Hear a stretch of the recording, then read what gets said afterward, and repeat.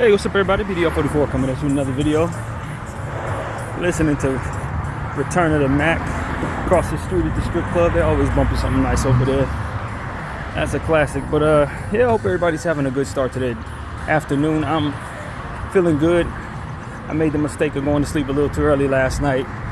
I think I was honestly knocked out as soon as the sun went down. I was probably out by about 7:30, and woke up naturally at like 1 and stayed up till about 2:30, and then fell back to sleep and woke up at like 7:30 or something like that. So I've had too much sleep, and it was one of those situations where I said a little prayers. I always do, meditate and see what the energy was, and Lord was telling me to work on a playlist this morning, so I did, but I didn't really get a chance to get enough music to put on a playlist, but at least I sorted through a lot of what came out this past week.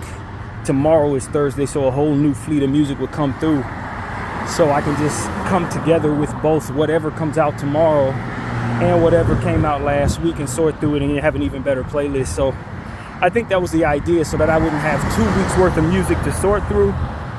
Everything that I needed to sort through, everything I wanted to pluck from last week, I was able to pluck. So now I just gotta wait for tomorrow, sort through that, and then have maybe even 2 playlists to work on, depending on how much music comes about. So yeah, man, that was the vibes. After I finished that up, I got up out of there, and here I am moving around. How you doing? So, how you doing? Pretty good, brother. All right. And just moving around now and just try to enjoy the day. It's wonderful sunlight out here, and I was telling the Lord this morning, like, I don't think this is the right day for me to be in the house just creating. Like, this ain't the day for that. It's too nice out here, man. I was saying that to God, like, and normally, as you guys know, in the past I let days like this go, pass me by. Sunlight and stuff, I didn't care nothing about that. I just wanted to stay in the house. I was hugged to the apartment. I didn't want to leave there at all. But in this era of my life, even though a lot has changed in just a small amount of time, in 6 months, I feel the opposite. Now it's like I can't let days like this pass. I can't just stay in the house. There's no way I'm going to have this type of sunlight pass me by when some days when it's rainy, I be wanting to get out. And I've had days like last week, for example, was last Tuesday or something, where I decided I just wanted to be out and it was storming on my head. So it's like, yo, I'm in a totally different mindset. A lot has changed in the last 6 months. And my attitude about getting out the house has flipped on its axis 100%. I have done an entire 180. I no longer want to be in there at all. I guilt trip myself when I stay in the house too long. It's amazing how fast this has turned around. But as always, I don't have a destination. And so I'm just gonna make myself useful by doing my routine, walking down the street. Probably hop on the train and do the same stuff I do, maybe take another route or something, take a different exit. But the point was I just needed to see some of the sunlight, get this exercise that I've been getting every day, because I have been slimming down. Over the last, I say, 5 days, I've lost weight, and I'd like to think it's healthy weight, given the fact that I've been doing the right things.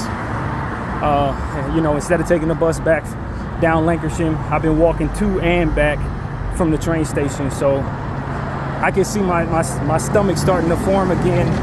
It's nowhere near where it was in December, but I can see where we're headed. I can tell the difference between being where I was earlier in February and January, which was bad for my standards.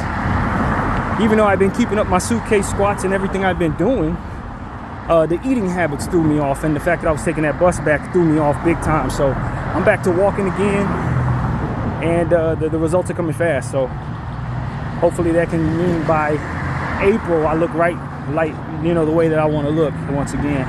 Have a good March month. But I tell you the truth, I had a sweet tooth for Danish, and I don't even like donuts like that.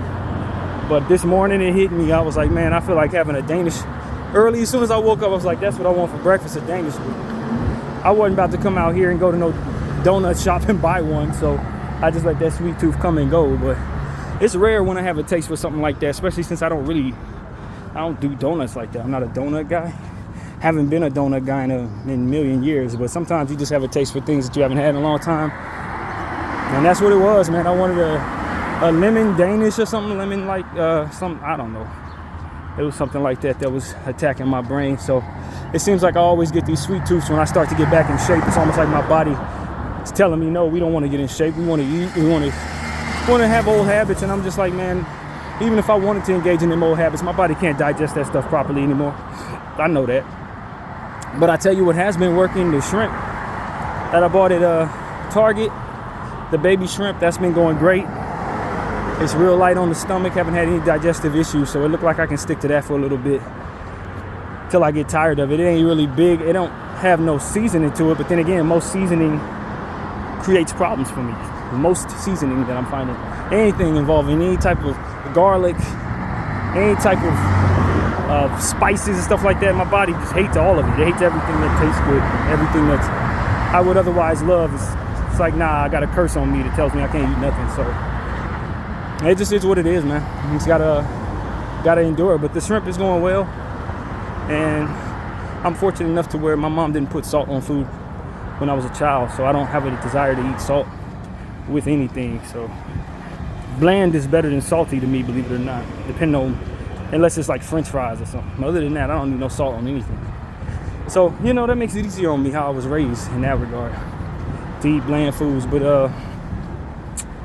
yeah, man, you know, I've been feeling confident, feeling strong, feeling pretty good over the last 48 hours, 24 hours. Obviously, I had everything I had to say about that Karen situation. And, you know, I mean, I'm going back to being positive, man, by myself. I don't particularly have a desire to do anything like impulsive in regards to reaching out to her or nothing like that. She hasn't reached out to me, and I'm fine with it. You know, I just come to understand that this person never really was reaching out to me. It was always me putting in the effort and her responding when she felt like it, and I put up with it, and I no longer choose to. And you know, I think I vented all of that out I needed to vent out. I really do. I think I got all that out of my system. Now it's just about getting used to being in this space where I don't have somebody to reach out to give them whatever's on my mind or send them whatever memes or whatever. And you're used to that. And to a point, it's easy. When you really consider it, it's really easy because I've been alone the whole time. It's not like she's been in my life at all. And not like anybody has, really. So you just got to live with your notion of how things are going rather than living in the facade of something that could be or that is not going to be, you know, that kind of thing. So I'm good to go when it comes to that. I don't particularly find myself making much of an adjustment other than in my mentals. It ain't no life adjustment to that. I'm not used to phone calls or anything, you know what I'm saying? Nothing's coming my way, so I just live with that and understand that that's what it's been, and understand that the adjustment should be very easy given the fact that I was ignored a lot of the time. So it is what it is, man.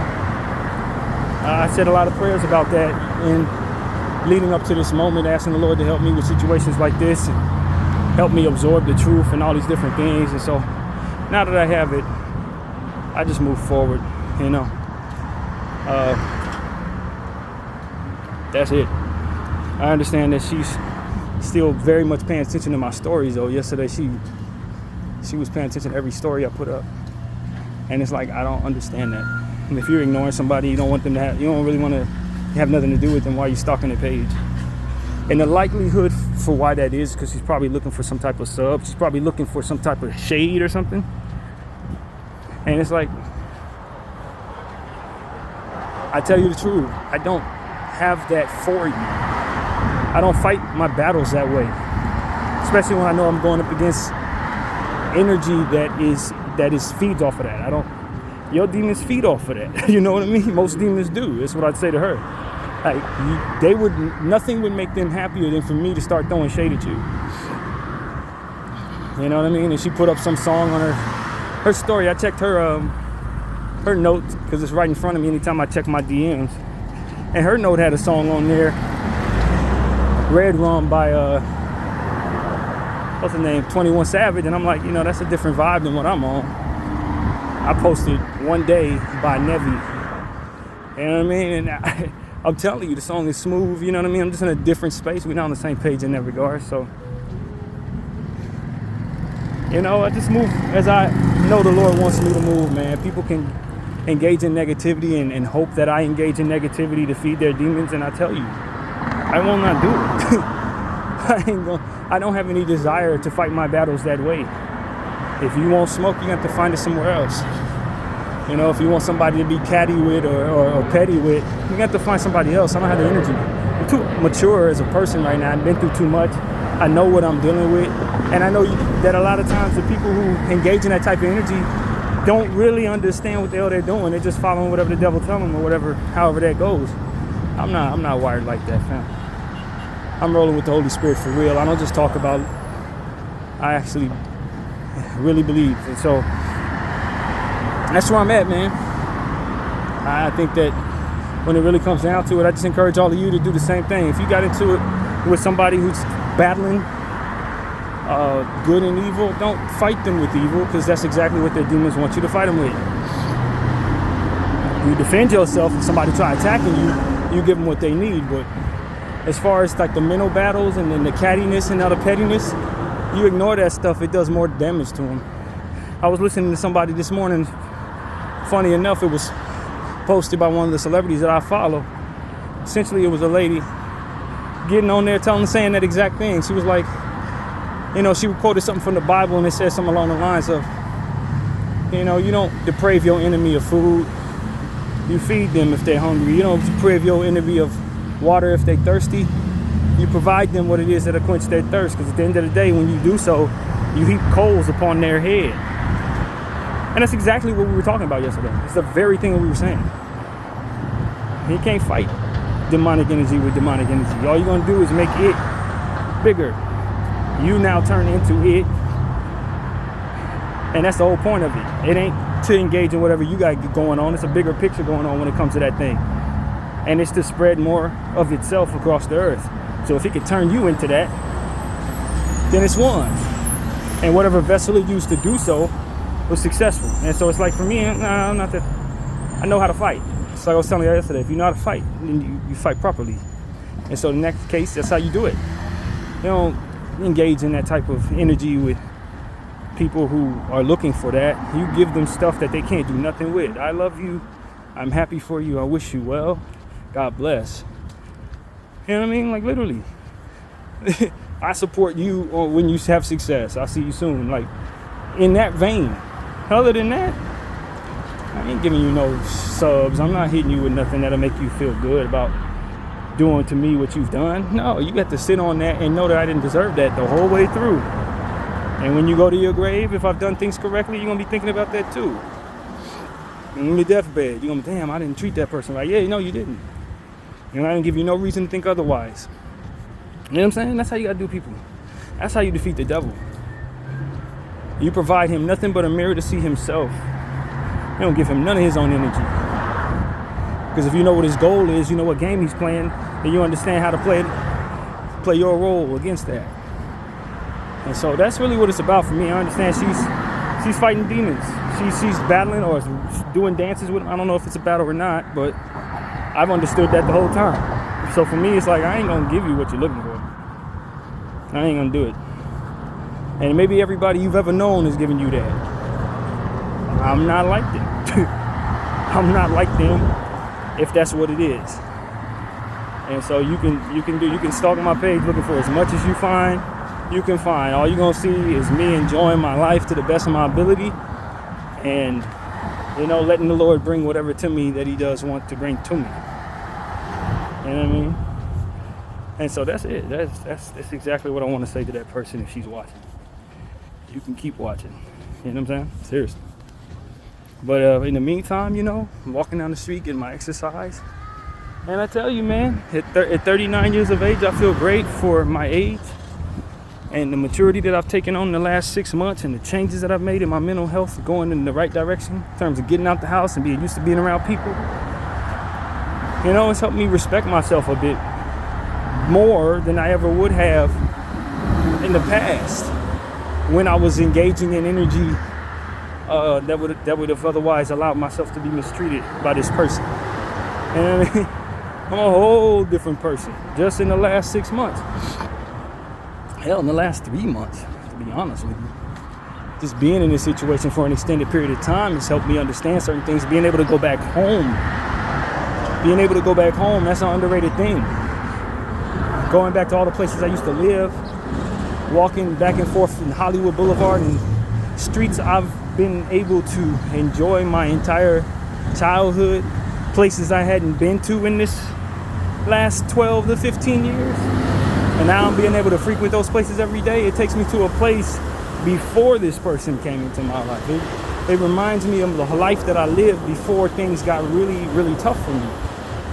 You know what I mean? Being able to feel the weather that's in that area that don't feel like nothing else at all. It's like, yo, I've been going back home, man. I've been going back home. And what that means to me is I get to feel where I truly belong. Not have it be hypothetical in my mind, wondering if I'm ever returning like I was living in Lenox, or not in a space where I had enough of it when I was living in the Wilshire district. I was cool to be away from Hollywood, but now in a space where it's been almost 20 years since I frequented that area and I missed it, but didn't really know I missed it that much. And it's funny because right before I left Lenox, it was almost like my spirit was calling me to come home to Hollywood and see and start walking them streets a little bit more and start getting back to that area, get familiar with what it looks like now. And sure enough, I was able to go back. So, you know, I'm happier in that space. I'm much, if anything good came out of going through all of this that I've gone through, it's having the ability to go back home. If I would have stayed in Lenox, in my own place, the way things were, I wouldn't have been going down there. I wouldn't have caught the train down there. If I'd have had the car, you know, the most I would have did is probably drive through that area. It wouldn't be like I am now, foot to pavement every day. This means more to me. It feels more like what I used to when I was growing up. So, you know what I mean? You just appreciate the blessings. And it's like, if the Lord could do that in the midst of the most difficult stuff I was going through, if he can bring me back home, then if I lean on him in regards to this situation, I have no doubt he can do some great things. The only bad thing would be me staying in this space where I'm being mistreated, staying in this space where I'm wanting more than someone's willing to give me and they playing in my face about it. That's where the unhappiness is likely found. It ain't gonna be in you doing the difficult work of stepping away from that energy to open the door for something greater to come your way. It ain't. But as long as you continue to play that game with the devil, continue to allow him to enjoy himself at your expense, you best believe it's going to be you avoiding good things. You're going to be avoiding every good thing that the Lord wants to put in your place, every good thought he wants to put in your mind, every good prayer that you want to ultimately be praying if your mind and spirit weren't preoccupied with what it is it otherwise shouldn't be. And so that's what I've learned. Let bad out of your life so that the good can come in. Let mistreatment come out of your life so that you can learn how to best not only treat yourself and allow others to treat you better, but breathe after the fatigue of being mistreated. That's important. Don't just, rebound, find somebody else to talk to. No, live in the space where you look to heal from what it is that you go through, and then let what you need attract you. And that's what I've been learning and listening to a lot of these people online who are uplifters. A lot of what has been coming my way over the last 2 days, and maybe it's just the algorithm following what I'm talking about, likely is, but it's to allow for things to attract you. Let them things come to you. Attract those things, rather. Like, you know what I mean? You stay in space, you meditate, and you let those opportunities come your way.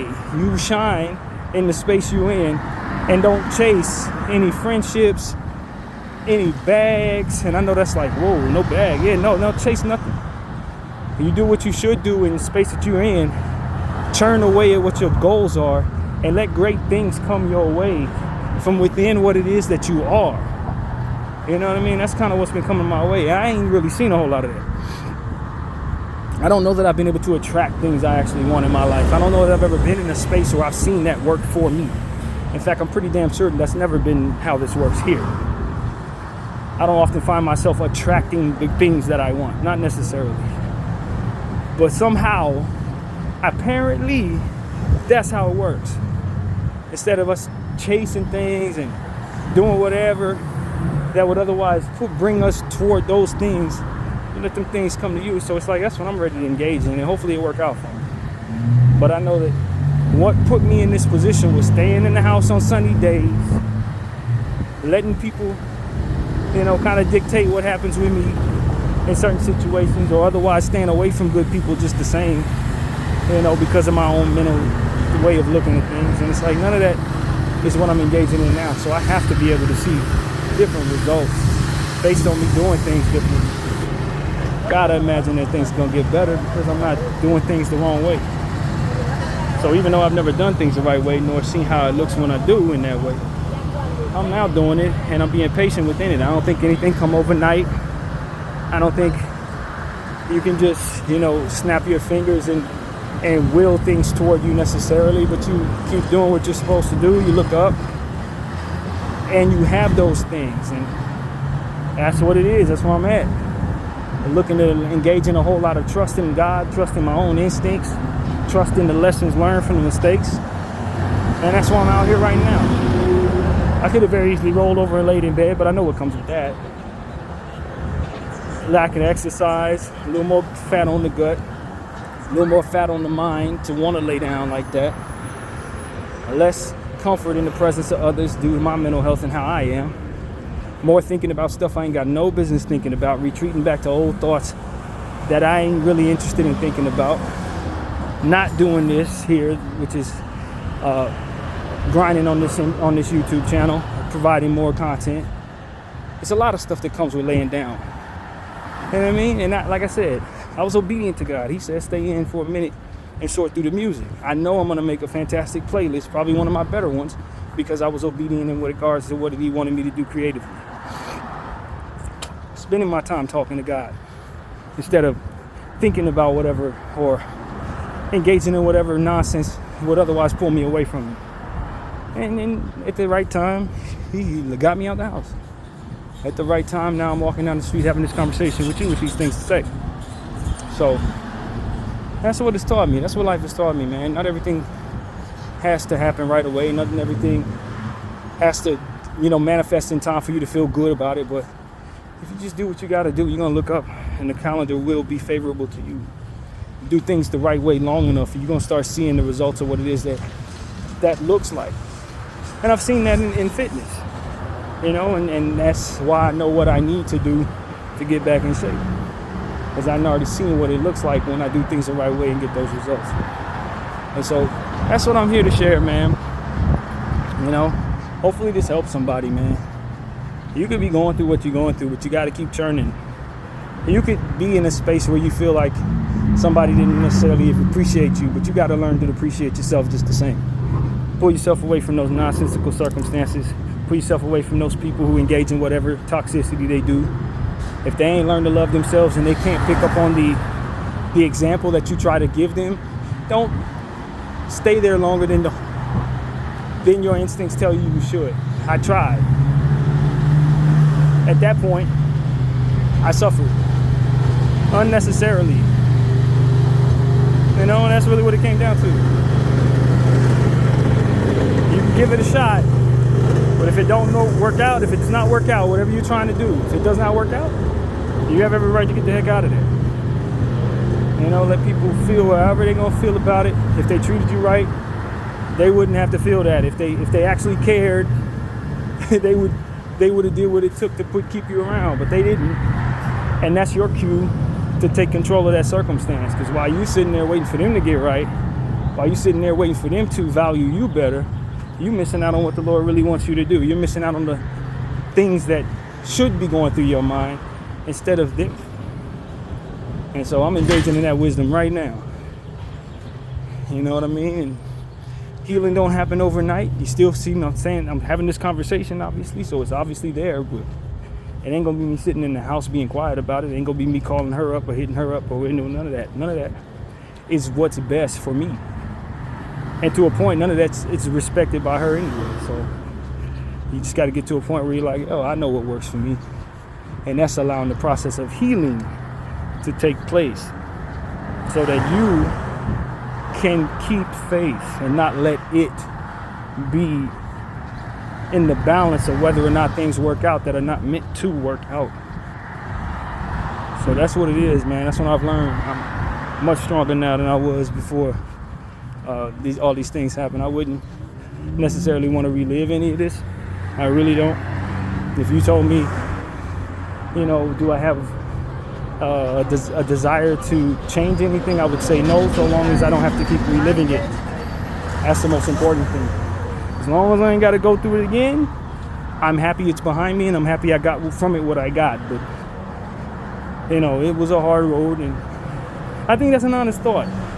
I hear a lot of people say I wouldn't change nothing. That's because you ain't got to relive it.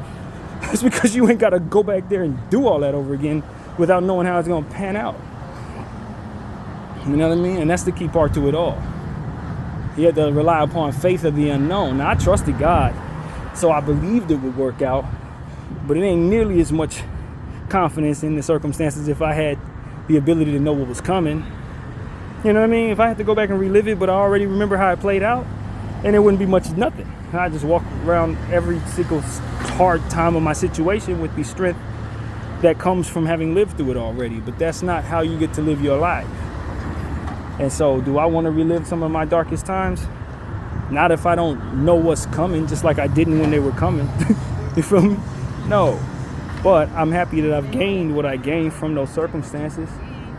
And now that I have gained those things, I would not undo what has been provided from those difficulties. And that's the most honest way I know how to put it. Hell no, I don't want to relive any of this. But I'm happy I lived through it just the same, man. So, yeah, man, no blame, no regrets, no feeling of lost time or one of the things that I was fearing when I was making sacrifices was deep regret about what was sacrificed that never manifested into what I wanted. Don't care about any of that at this moment. And I think about what I invested in AMC and it not panning out, or I think about certain things, investing in people and it ultimately coming like this, for example, or ex-girlfriend and how that plan played out and what I could have been doing if I wasn't focused on those. No. I've been fortunate enough to not really care that much about that for some reason. I think that's a gift, to be honest with you. Because logically speaking, a lot was wasted. A lot was not, done because I was doing other things or focused on other things. But I just think I have the gift of not necessarily harboring those regrets or wanting those things to come back into my life so I can reinvest properly. And I'm wired to not really care about that kind of stuff. I really don't care. I thought I would, though, especially when it came to AMC. But now that we're here, it's like, I don't miss nothing that I invested. I think a lot of what I invested, I pulled out anyway, to be honest with you. A lot of it, not everything, certainly not everything, but a good portion of it, it was money that was earned and money that was spent. It wasn't just lost. I was buying weed, buying food, and I smoked a lot of that. I really did. And a lot of what came from me smoking that hard was bad, but some of it was really, really fulfilling for me. And I appreciated that era of my life. And now I'm not into that no more, and I appreciate this too. It's all fluid in nature. It's all going the way I wanted to in that way. So I ain't got no bad thoughts about it. I just hope to put myself in a position to not make bad investments any further. Bad investments with my money, particularly family's money, while they're giving it to me. I ain't really even looked at the stock market. I ain't looked at crypto market. I ain't care about none of that, because at the end of the day, I know what I've learned. The lesson that I learned from all of that is how corrupted it is. Not necessarily that you can make money, but that it's built for you to pour your money in and then lose it. Especially if you're retail. And so for me, it's like, I know that has a double-edged sword energy attached to it, because what it's corrupted for is to keep people like me from investing, so that 30 years from now, all the money that could have been made from me investing in that corrupt market will otherwise not be in my pocket, because I would have been steered away from doing so because of its corruption. That promotes the understanding that you should not invest. when they are investing in their corrupt market. You know what I mean? So you should buy stuff and put it away without expecting it to do anything for 30 years. That's what I would tell people. Otherwise, understand that market is corrupt. It's going to look at your trading habits and then steal from the places you put your money. That's what I've learned about the stock market. That's what the machine does. And so, like, you might get lucky and invest in the right thing, but the majority of the stuff that's out there is a literal vacuum machine for the funds. So it's like, if I'm to regret investing, I would too regret the lessons that came from investing and the knowledge and the wisdom that I've learned from focusing on not only the stock markets itself and how stocks have earned, but also how the overall market has behaved, and ultimately finding what all there is there in regards to corruption. So it's like, I paid for knowledge rather than lost my money. I paid for understanding rather than had empty investments that ultimately became nothing. And so, like, I can tell all of you this. So yeah, I appreciate the knowledge that came from the difficulties and losses. I appreciate learning how to, through countless trade mistakes and impulsive tradings, learn how to discipline myself against impulsive trading. You know what I mean? So it's like, if I would have never invested, I'd have started that process now instead of having already gone through it. Work that out in my mind. Work that out with losses, constant losses and stuff like that. Selling on red, buying on green, stuff like that I would never do today because I just have experienced so much within that stock market at this point to where it's like I would never even consider that, as opposed to being drawn to doing it impulsively. So, like, it taught me a lot. It gave me some stability. Being in AMC taught me how to watch something go from $75 to $4. You know what I mean? It taught me that. It taught me that, and in a sense, it put me in a position to want to find a balance between investing money that I don't have to investing money that I do in a way that doesn't have me being impulsive in my actions. So that's important. That's extremely important. And so, you take the wins in the wisdom. That's what I'm here to tell people. When you go through difficulty, especially losses, you take the win in the wisdom. Just like I was thanking Karen yesterday for teaching me game. You know what I mean? Now I know what a person's capable of in certain situations when they are appreciative of your energy but don't want to return it. You know what I mean? They will let you sit there. They'll let you sit there in your own mess, and they will come around and observe you to their own happiness, and then they'll walk away and leave you in that mess and bring in. And if you're fine with that, then there's no love lost because they're pleased with what's going on. You're the one sitting in mess. And it's like, if you find people like that who could care less if you're fine or not, so long as they're fine with you not being fine or what have you, the wisdom that I've learned is don't waste your time there. They don't have no love for you. They don't have no love for themselves. And if they did, they wouldn't put themselves in a position to be seen as somebody who would be like that, because that's not a good reputation to have. You know what I mean? Don't get caught up in believing that they love you or that they want something from you that you are yet to give them by staying in your own mess. They don't want anything other than to watch you sit there. Maybe they are sick of sitting in their own mess, so it makes them feel better seeing other people sit in mess. You know what I mean? That kind of thing. If you have so much support to give them and they give you but so much support, don't always think that's only the support that they have to give you. Understand that that's all they feel you're worth based on the fact that you're allowing them to watch you sit in mess on their behalf. They have more to give because they give it to somebody else that they respect more. But because it's you sitting in that mess, they don't see no interest in providing you anything more than what you, in your dignity, will provide yourself. And that's the type of person I ran into there. That's exactly who she is. And so it's like, I thank you for the lesson. Yeah, that's not a loss. That's me paying for wisdom. And I get to take that with me. I get to teach that to my children. I get to teach that to the young ones, teach that to people on my channel. I didn't find it as a loss. Game is to be sold, not told. And I paid for the game. And that's the realest thing I can tell y'all. She didn't. As the Lord told me, as I was praying about it, you didn't lose nothing when it came to her. I didn't lose nothing when it came to that person. And she would never invest in anything. And I was never there to get back anything. Only gain.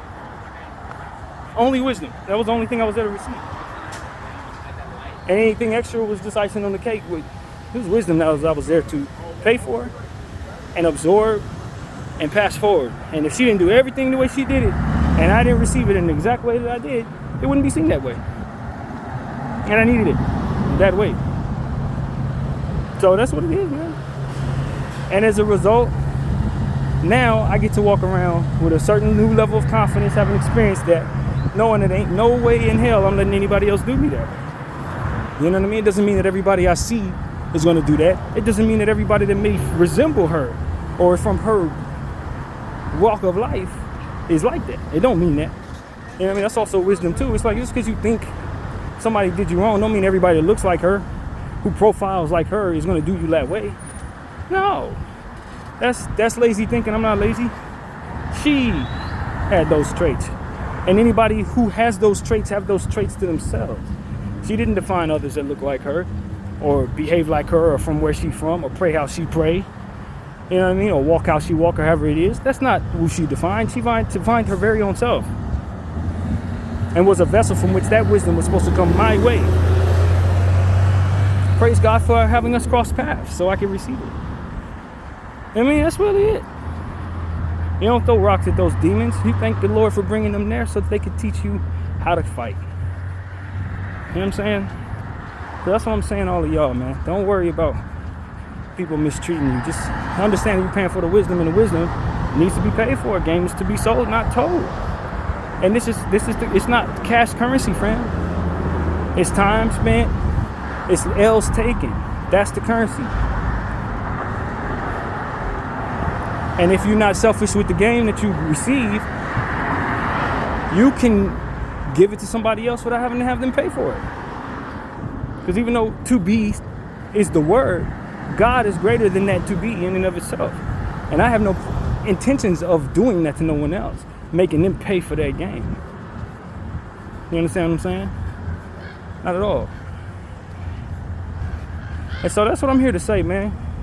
I walk with a different confidence now, man. I know that I had the dignity to walk away from mistreatment, and I know you have the ability to find that dignity within yourself if you haven't already.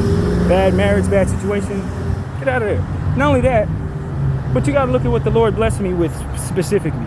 I didn't have no kids with this person. I wasn't laying down with this person on a regular basis and came home seeing her with somebody else. No, I didn't even get that far. I walk away, I didn't lose nothing. And that's what the Lord was helping me understand. Like, bro, you didn't lose nothing when it came to that person. You ain't got to pay her no custody, no nothing like that. You ain't got to be involved in her life years after this. You get to walk away, dust your hands off scot-free. Like, that's a blessing in and of itself, and I'm very aware of that. When I'm done with somebody and they done with me, I ain't got no ties to them. You know what I mean? If we didn't create nothing together, I ain't had no business ties or, I got to get my money out of that situation. I got to step on eggshells to keep her from taking half of my money. You know that happened?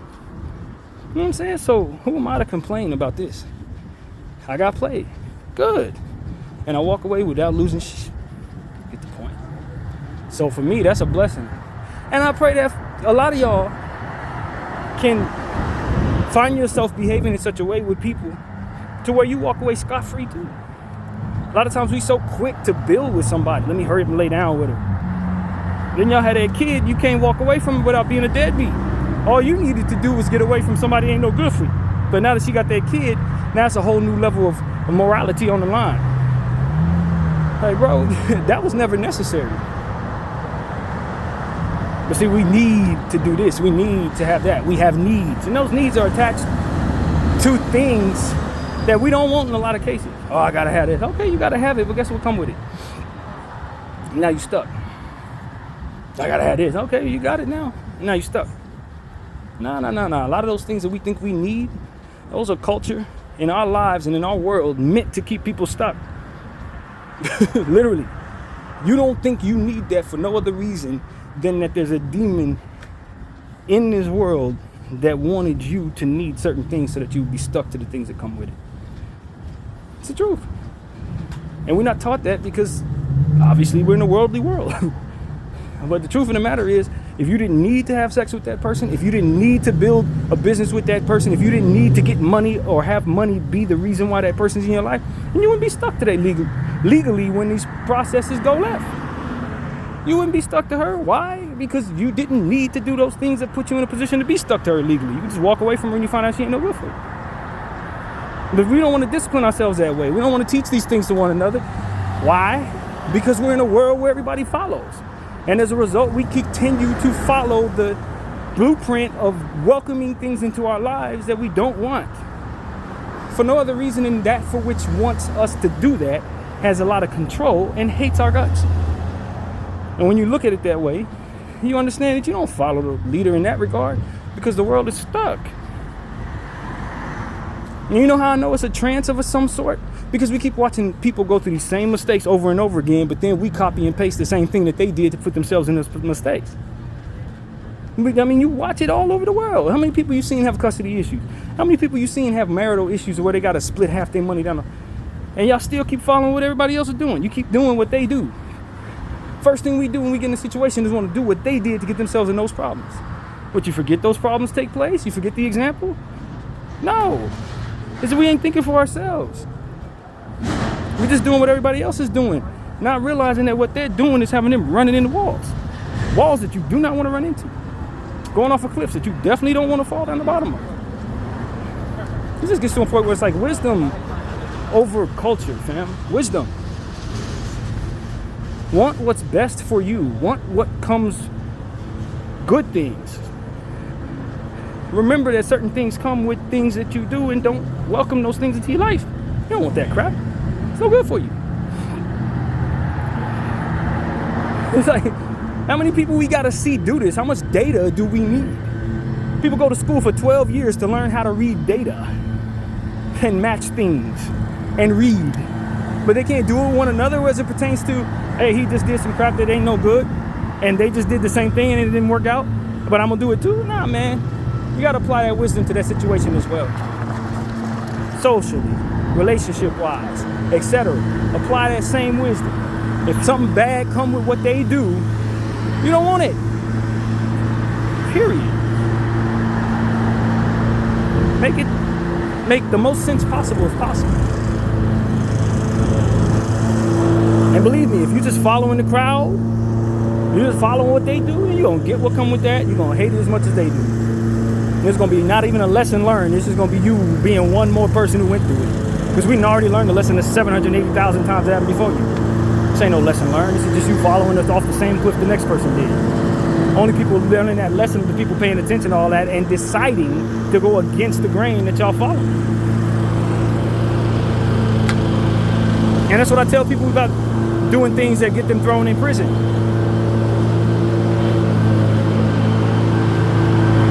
I mean, all you're gonna do is make yourself currency for those who make money off of that.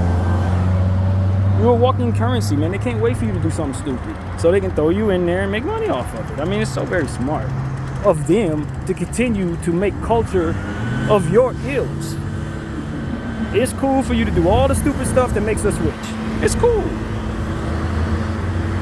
Do that. Love that.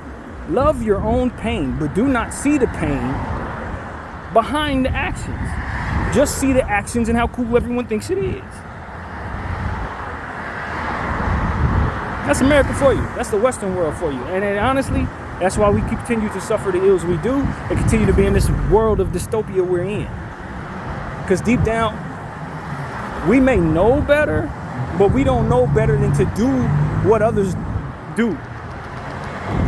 And as it yields them poor results, it's almost like we just snap out of it when it hits us in the face, like, oh my God, this is such a bad mistake. Yeah, it was a mistake the last 700 times they did it. Everybody you know made that mistake, and they all suffered the same ills. You ain't learned nothing from them, huh? I guess it couldn't happen to you. Okay. It is what it is, friends.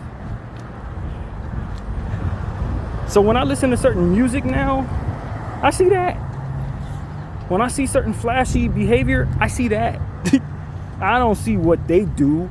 I see what I know comes with that based on who done it before them and it not working out.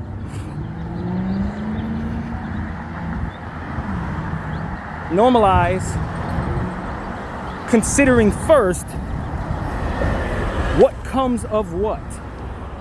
Then look at what's being done. I don't have the best example for this, but the one that comes to mind is, if you're going to enjoy the idea of biting into something, just the notion that you could take a pretty picture because of you doing that, make sure what you're biting into is edible. That's the best thing I can say. Because if you're just looking to bite into anything just because you like the aesthetics of looking like you're eating, then you're going to be eating some stuff you have absolutely no business eating. It's the best way I know how to describe it at the moment. Ignore the aesthetics. What comes of it? You want that burger, but is it going to give you a heart attack? Is it going to make it so that you can't get off the couch? Is it going to, like, you want to smoke a cigarette? Okay, but it's going to give you a lot of pain when you're suffering from what comes of that. You're going to be struggling when you're trying to break that addiction and having no success doing so. But you still want to smoke. You've known of every single body who's ever had cancer. It's been millions of them, but you want to smoke, right?